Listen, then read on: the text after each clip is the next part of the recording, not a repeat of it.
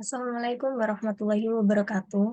Sebelumnya saya mengucapkan terima kasih kepada dosen pengampu, yakni Bapak Suprapto, SSI, MSI, PhD, yang telah mempersilahkan kami untuk mempresentasikan hasil kerja kami pada mata kuliah Metode Pemisahan dan Pemurnian di kelas A. Perkenalkan, nama saya Andini Dianti dengan NRP 50042111010 bersama rekan saya yang lain, yakni ada Safira Putri Feryati dengan NRP 50042111013, ada Wulan Nur Oktaviani dengan NRP 50042111027, kemudian ada Surya Wiono dengan NRP 50042111037, dan juga ada Tria Suning Nuzurur Rohma dengan NRP 50042111041. Di sini saya bersama rekan saya akan mempresentasikan dari hasil analisis jurnal yang telah kami peroleh dengan judul Pemulihan Selektif Logam dari Baterai Lithium-ion Ponsel Bekas melalui Flotasi Bui, diikuti dengan prosedur pemisahan magnetik.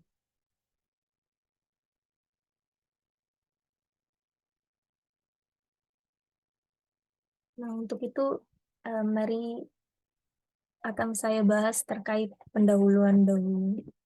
Bab 1, pendahuluan, yakni terdiri dari latar belakang. Baik. Pertambahan jumlah penduduk dunia dan perkembangan teknologi ini sangat mendorong kebutuhan peralatan listrik dan elektronik sehingga akan menghasilkan material limbah dalam jumlah yang cukup besar. Nah, pada titik ini daur ulang ini akan sangat penting dalam hal pembuangan limbah dan pemulihan logam karena dapat menjaga bahan berharga dalam siklus ekonomi yang akan mengurangi kerugian, memperpanjang masa manfaatnya, dan mengurangi kebutuhan untuk mendapatkan bahan mentah dari deposit alam. Nah, baterai lithium-ion atau LIB ini merupakan suatu sumber daya yang sangat diperlukan untuk elektronik konsumen portabel atau CE yang terus berkembang mulai sekarang dan hingga di masa mendatang. LIB sendiri ini secara luas digunakan dalam elektronik konsumen dari ponsel hingga komputer laptop dan suatu kendaraan listrik yang tersebar luas karena siklus pengisian daya yang panjang, kemudian kepadatan energi yang tinggi, voltase tinggi, rasio berat terhadap ukuran, suhu, maupun keamanan. Nah, inovasi teknologi dan perluasan pasar ini akan berkontribusi pada seringnya penggantian perangkat elektronik, sehingga akan terjadi secara masif peningkatan SLIB sendiri.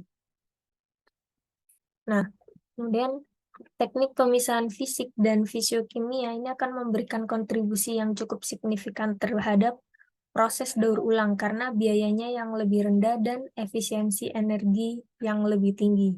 Dengan cara ini, kemungkinan dampak lingkungan ini bisa diminimalkan dan penghematan energi yang signifikan itu akan tercapai.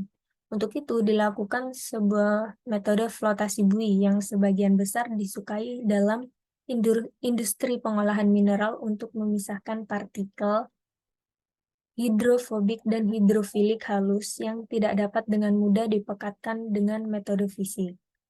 Nah, oleh karena itu, penelitian pada jurnal ini itu menyelidiki terkait pemisahan flotasi untuk mendaur ulang Cu, Al, Fe, Ni, dan plastik dari SLIB ponsel sendiri menggunakan reagen aktif permukaan.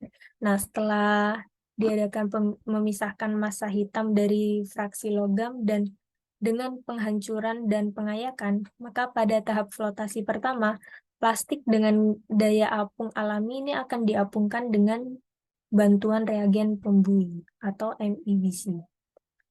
Nah, pada tahap flotasi yang kedua, sebagai kolektor, KAX dan aerofin 3418A akan ditambahkan ke dalam sel flotasi untuk meningkatkan flotabilitas partikel Cu dan kemudian dipisahkan dari partikel Al hidrofilik.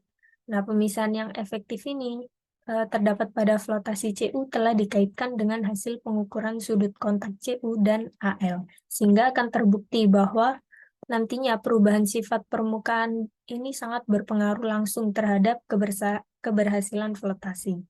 Mengingat data eksperimen yang telah diperoleh dari jurnal tersebut, diagram alir ini termasuk sebuah proses fisik dan fisiokimia diusulkan dan keseimbangan material ini cukup dirancang.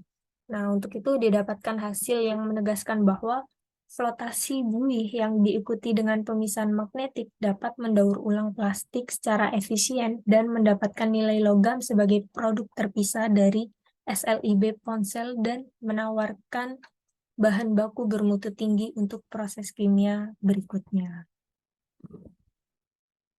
Selanjutnya, terdapat rumusan masalah pada jurnal yang telah kami analisis, yakni bagaimana sih cara pemulihan selektif logam dari baterai lithium-ion ponsel bekas melalui flotasi buih menggunakan prosedur pemisahan magnetik. Tujuannya sendiri yaitu untuk mengetahui cara pemulihan selektif logam dari baterai lithium-ion ponsel bekas melalui flotasi buih menggunakan prosedur pemisahan magnetik. Nah, untuk selanjutnya akan dilanjutkan oleh rekan saya. Terima kasih.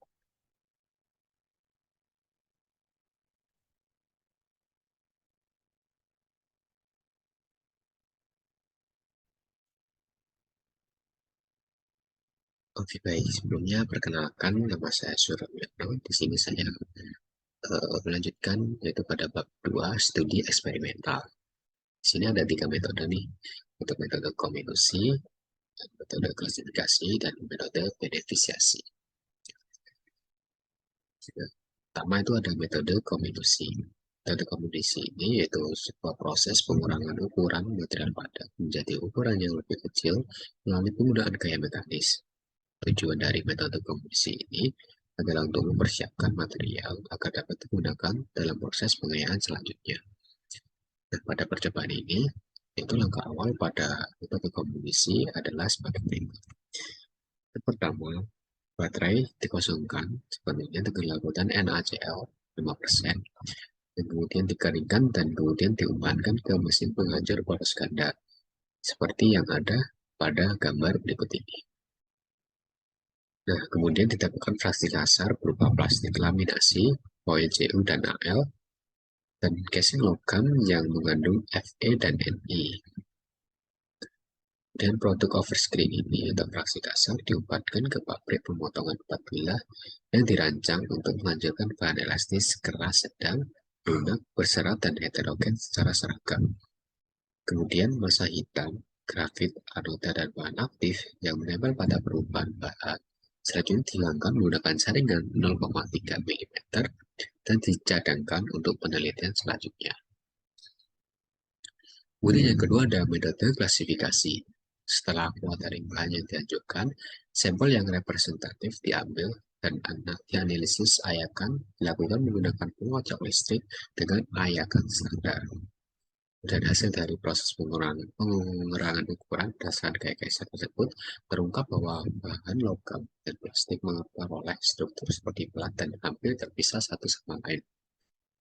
Kemudian dilakukan kajian analisis kimia untuk mengetahui kandungan logam dan distribusi logam tersebut.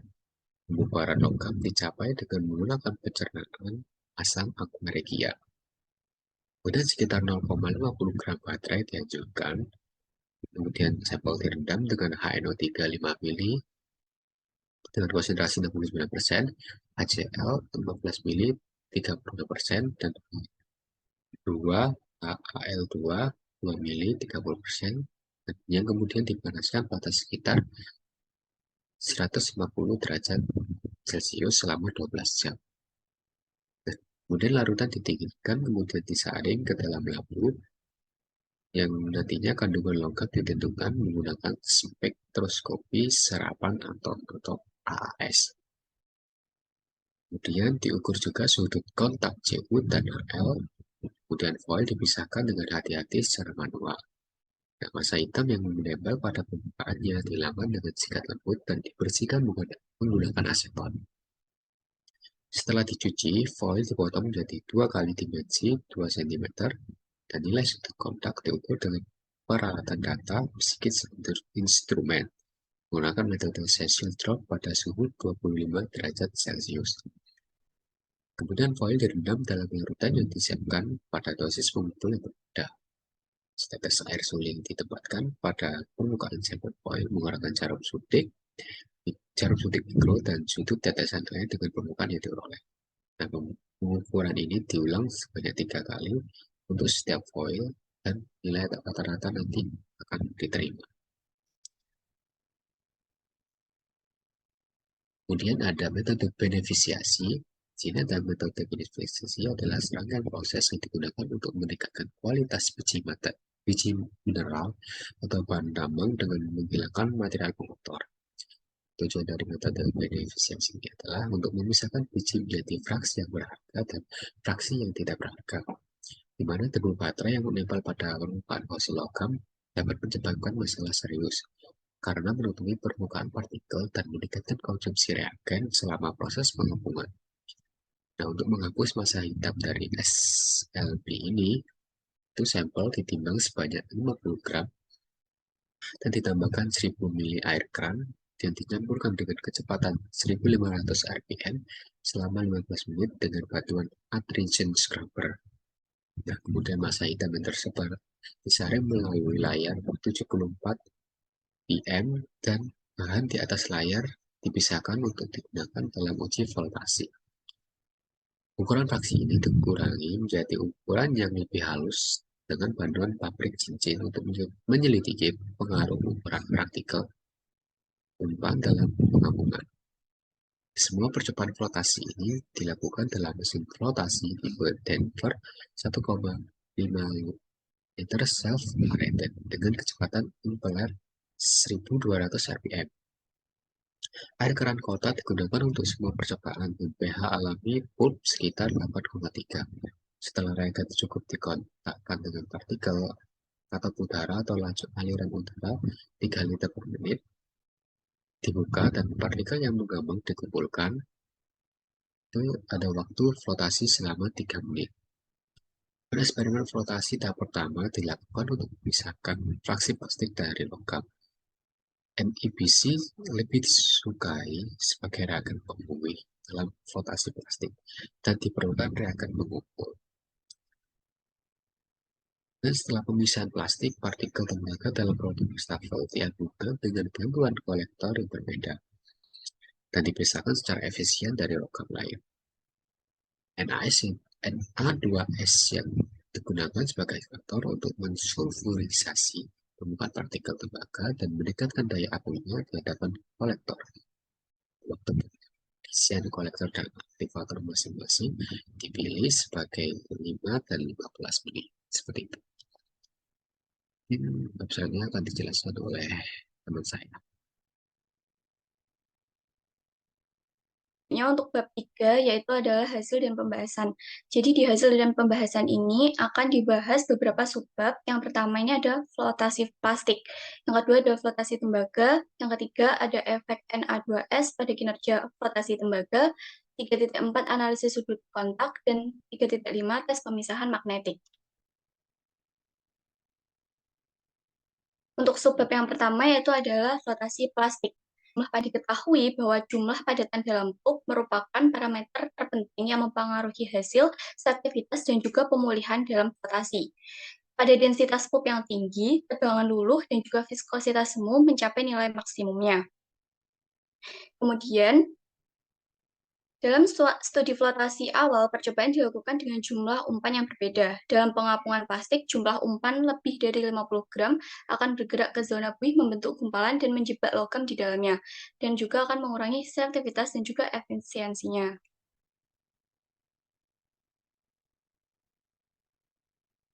Kecepatan impeller merupakan parameter penting lainnya dalam pengapungan, meningkatkan kontak partikel dengan bahan kimia, dan membantu memindahkan partikel ke zona buih. Kemudian, peralatan flotasi self-aerated digunakan akan membuat jumlah udara yang disuplai ke sel meningkat pada kecepatan impeller lebih tinggi dari 1.200 rpm, dan terutama partikel logam halus melayang dan mencemari produk plastik. Untuk alasan tersebut, kecepatan impeller dioptimalkan hingga 1.100 rpm dalam flotasi plastik.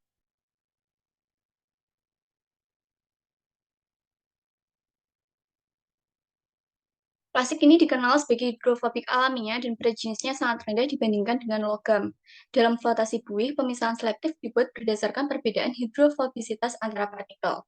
Selubung plastik pada baterai terbuat dari plastik dengan kerapatan kurang dari 1 gram per cm kubik, tetapi aluminium 2,7 gram per cm kubik dan Cu 8,96 gram per cm kubik. Foil di LIB memiliki kepadatan yang lebih besar.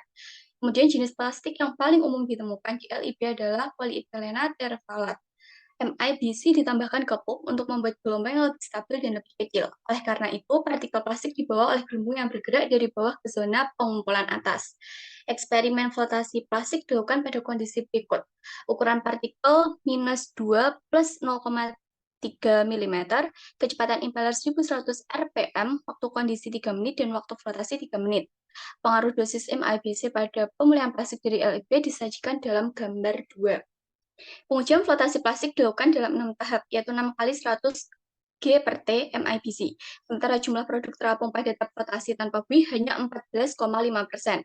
Kemudian sekitar 60,1% partikel terapung dengan penambahan 200 G per T MIBC.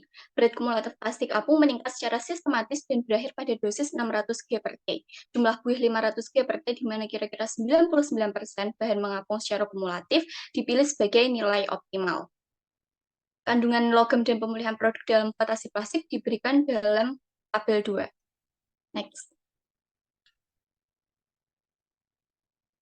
Hasilnya di tabel 2 ini menunjukkan bahwa flotasi buih memiliki keberhasilan yang signifikan dalam menghilangkan plastik dengan kandungan logam rendah. Setelah tahap ketiga, sejumlah kecil tembaga dan aluminium foil yang bersifat hidrofilik tetapi memiliki struktur berlapis dibawa ke dalam zona busa oleh pengaruh gaya seret ke atas dan dicampur dengan produk terapung. Di sisi lain, partikel Fe dan Ni yang lebih kasar dan lebih tebal tidak dapat bergerak ke atas karena masanya dan tetap berada di sel pengapungan. Dengan demikian, pemulihan logam mereka lebih tinggi dari Cu dan Al. Jumlah kehilangan logam total pada produk apung cukup rendah, hanya 1,4%. Sebagai hasil dari pengapungan plastik, diperoleh produk bak cuci dengan berat 82,9%, dengan kandungan 24,56% Cu, 18,50% Al, 12,31% Fe, dan 4,9% Ni. Next.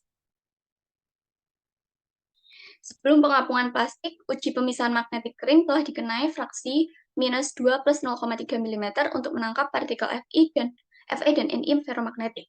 Namun, karena muatan listrik statis pada permukaan plastik, mereka melekat pada pita drum dan berpindah ke kompartemen belakang tempat produk magnet diperoleh, dan akhirnya mencemari produk magnet tersebut.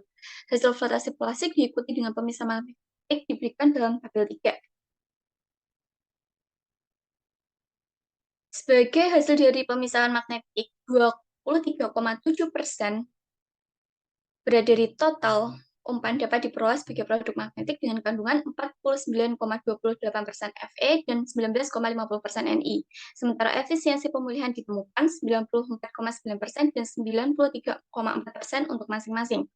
Meskipun kandungan dan perolehan kembali Fe dan Ni dalam produk magnetik cukup tinggi, kandungan logam Cu dan Al diamagnetik masing-masing sebesar 11,54% dan 8,60%. Kehadiran partikel aluminium dalam produk magnetik mungkin karena paduannya dengan besi dan atau biji-bijian yang terkunci. Partikel-partikel ini yang tidak dapat mencapai pembebasan yang cukup atau berubah menjadi aglomerat dengan penghancuran dapat dipisahkan satu sama lain dengan penggilingan lebih lanjut. Dengan proses pembersihan selanjutnya akan dimungkinkan untuk meningkatkan efisiensi dan kandungan pemulihan logam. Kandungan dan distribusi Cu dalam produk magnetik meningkat karena partikel Cu menempel pada pita pemisah magnetik dan bercampur dengan produk magnetik karena muatan statis yang terbentuk pada permukaan. Untuk menghindari situasi yang tidak diinginkan, ini dibutuhkan untuk mengapungkan partikel tembaga terlebih dahulu dengan bantuan kolektor dan kemudian melakukan proses pemisahan magnetik untuk produksi rangkaian flotasi Cu.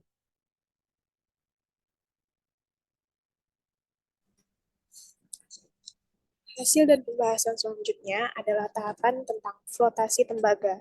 Jadi, setelah pemisahan plastik, partikel tembaga dalam produk wastafel diapungkan dengan bantuan kolektor yang berbeda. Nah, kemudian dipisahkan secara efisien dari logam lain. Na2S digunakan sebagai aktivator untuk mensulfurisasi permukaan partikel tembaga dan meningkatkan daya apungnya di hadapan kolektor. Nah, waktu pengkondisian kolektor dan aktivator masing-masing dipilih sebagai 5 dan 15 menit. Bisa di next.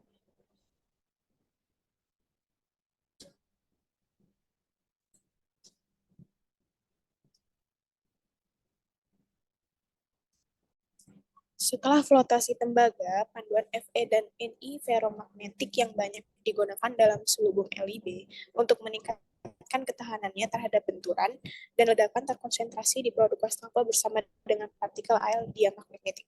Nah, produk ini diumpankan ke pemisah magnetik pita kering tipe Parmol, kemudian proses dewatering dan pengeringan yang berlangsung dalam waktu singkat memiliki biaya energi yang rendah karena ukuran partikel yang besar, sehingga magnet Fe dan Ni dan non-produk magnet Al dapat diperoleh. Bisa di next.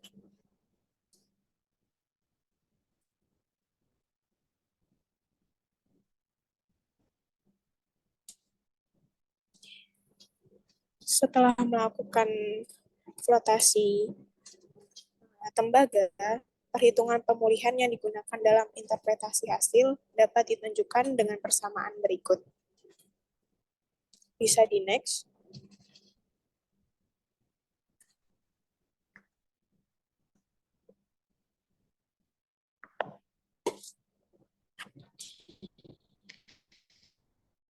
Flotasi tembaga, parameter yang terdiri dari ukuran partikel umpan, dosis pengumpul, dan aktivator diselidiki untuk memaksimalkan kandungan dan pemulihan konsentrat Cu.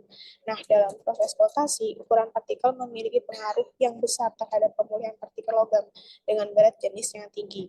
Nah, bahan dalam kisaran ukuran kurang lebih 300-20 ppm umumnya lebih disukai untuk proses flotasi yang efektif dalam biji primer. Kemudian, partikel tembaga dalam SLIB ini memiliki struktur monolayer atau foil yang berbentuk datar. Nah, fitur-fitur ini memungkinkan mereka untuk diangkut ke dalam zona buih dengan lebih mudah, yang berarti bahwa mereka dapat digunakan dalam ukuran yang lebih kasar daripada ukuran butiran umpan flotasi konvensional. Untuk tujuan ini, bahan yang tersisa di dalam sel setelah flotasi plastik dikenai sirkuit flotasi tembaga dengan penambahan pengumpul dan buih dalam jumlah yang sesuai. Nah, eksperimen flotasi tembaga dilakukan dalam kondisi berikut sesuai ukuran partikel yang tertera. Dengan kecepatan impeller 1200 rpm dengan waktu kondisi 3 menit dan waktu flotasi 3 menit. Bisa di next.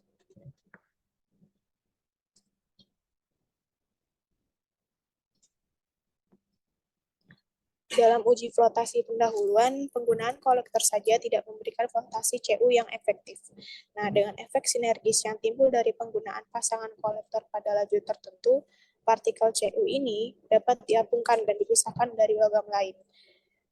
Juga dapat berinteraksi dengan kolektor dan mengubah kinerja pengapungan dengan cara positif atau negatif. Kolektor campuran sendiri memiliki 3 jenis efek sinergis. Yang pertama, terdapat peningkatan pemulihan mineral. Yang kedua, peningkatan perilaku absorpsi pada permukaan mineral target. Dan yang ketiga, peningkatan selektivitas. Nah, untuk uji ini, sinergismenya dapat memberikan 2 efek, yaitu pemulihan proses dan selektivitas mineral. Bisa di next.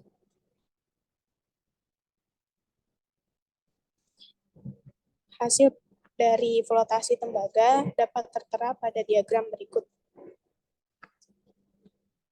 Bisa di next.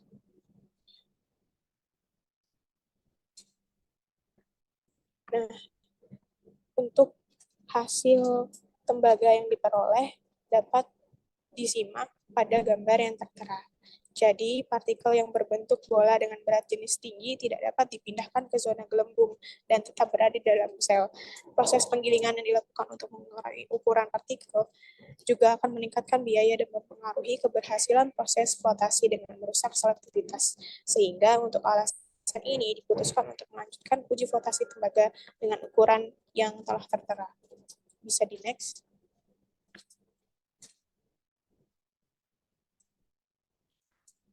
Tahap yang ketiga adalah efek Na2S pada kinerja flotasi tembaga. Nah, dalam eksperimen flotasi ini dilakukan penambahan Na2S pada dosis pengumpulan yang optimal. Na2S digunakan sebagai aktivator untuk mengapungkan lebih banyak partikel lembaga. Dalam percobaan ini, aktivator yang digunakan diperlukan jumlah kolektor yang lebih tinggi, tapi pemisahannya lebih selektif dicapai. Kemudian dilakukan penambahan pH. Nah, tujuannya untuk merubah secara paralel agar perubahan kecil pada pH dalam proses kinetika maupun flotasi. Untuk konsekuensinya, konsentrat plastik dan Cu dengan kandungan tinggi dan pemulihan diperoleh setelah studi flotasi buih. Sehingga proses ini dinamakan sebagai pemisahan magnetik. Bisa di next.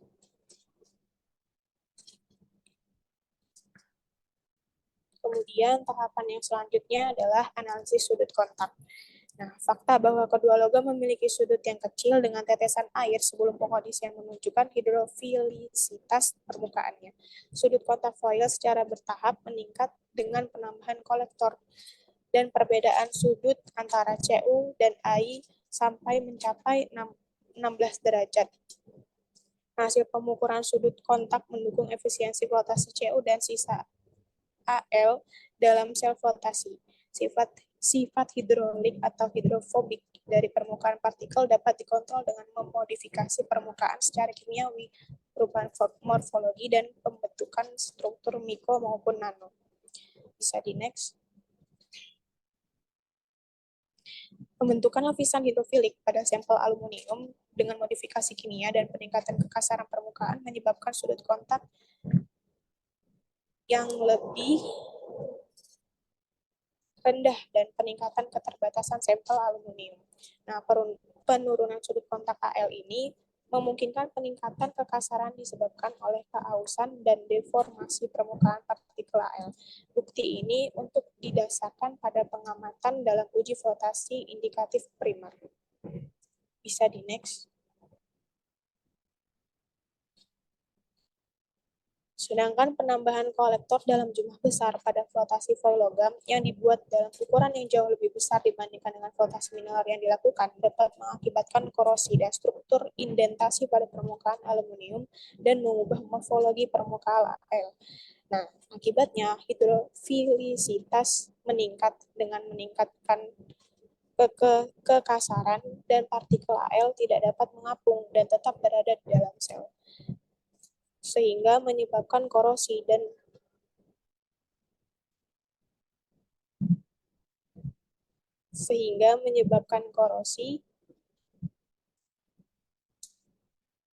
struktur intensitas pada permukaan aluminium dan mengubah morfologi permukaan Al. Akibatnya hidrofilisitas meningkat dengan meningkatkan kekasaran dan partikel Al tidak dapat mengapung. Bisa di next. Tahap selanjutnya adalah tes pemisahan magnetik. Produk wastafel flotasi tembaga diumpankan ke pemisah magnetik kering dengan medan magnet sekitar 4000 giga untuk menangkap partikel magnetik Fe dan Ni, dan untuk menghasilkan produk non-magnetik dengan kandungan Al dan Cu yang lebih tinggi, yang tertera dalam tabel berikut. Bisa di next. Karena panduan aluminium dengan bahan besi dan logam lain, Al meningkat di tengah-tengah. Sebagai logam diamagnetik, Cu dan Al terkonsentrasi di fraksi non-magnetik dengan tingkat pemulihan sekitar 90%. Sedangkan partikel Fe dan Ni individu dengan mudah dihilangkan dari logam diamagnetik dan isinya menurun masing-masing menjadi 0,31% dan 0,08%. Nah, untuk alasan ini, efisiensi pemulihan pemulihan logam telah meningkat pesat? Tidak. Perkenalkan, saya Safira Putri Feryati dengan NRP akhir 013. Dari beberapa penjelasan yang telah dijelaskan sebelumnya oleh teman-teman saya, didapatkan kesimpulan dari metode penerapan flotasi dari jurnal yang kami ambil. Yaitu kesimpulannya, meskipun banyak penelitian yang fokus pada proses daur ulang bahan elektroda aktif dalam SLIB, pemisahan logam seperti Cu, Al, Fe, dan Ni sebagian besar merupakan partikel bebas dalam ukuran kasar dan memiliki nilai ekonomi yang tinggi. Karakterisasi dan produksi selektif konsentrat logam dari SLIB diteliti dengan metode fisik dan fisikokimia yang merupakan sebuah proses dengan kombinasi pemisahan flotasi dan magnetik yang menghadirkan teknologi yang layak untuk menghasilkan konsentrat logam terpisah. Hasil penelitian menunjukkan bahwa plastik dapat dengan mudah dipisahkan dari campuran logam dengan metode flotasi konvensional dengan adanya MIBC. Pengukuran sudut kontak menunjukkan bahwa kolektor terserap secara selektif ke permukaan tembaga. Di sisi lain, adsorpsi kolektor pada partikel Al tetap terbatas. Oleh karena itu, partikel tembaga diapungkan secara efisien dan dipisahkan dari Al dengan dosis pengumpulan yang sesuai. Perlu dipahami juga bahwa peningkatan konsentrasi reagen menyebabkan Cu mengapung lebih efisien. Selanjutnya ada lagi yaitu aktivator efek Na2S pada flotasi Cu juga terbatas, namun konsumsi pada reagen juga berkurang. Parameter optimal dalam percobaan flotasi itu ditentukan sebagai 500 G per T MIBC, 3000 G per T KAX, dan 6000 G per T A3418A. Waktu pengkondisian kolektor selama 5 menit dan waktu flotasinya sekitar 3 menit. Ukuran partikel dan dosis reagen dalam flotasi merupakan parameter penting dan secara langsung mempengaruhi kandungan logam dan pemulihannya. Dalam flotasi, air proses dapat dengan mudah didaur ulang dan digunakan kembali. Pemisahan flotasi buih saja bukanlah langkah akhir untuk daur ulang SLIB. Selanjutnya itu ada proses pengeringan dalam metode ini. Proses pengeringannya itu diperlukan untuk memisahkan magnetik dan untuk biaya operasionalnya itu rendah apabila ukuran kasar dan jumlah umpannya hasil dari penurunan kompleksitas struktur LIB dan diperoleh konsentrat logam selektif dalam proses termal. Berikut adalah daftar pustaka dari jurnal yang kami ambil. Sekian dan terima kasih. Itu saja dari kelompok kami, kurang lebihnya mohon maaf. Assalamualaikum warahmatullahi wabarakatuh. Terima kasih.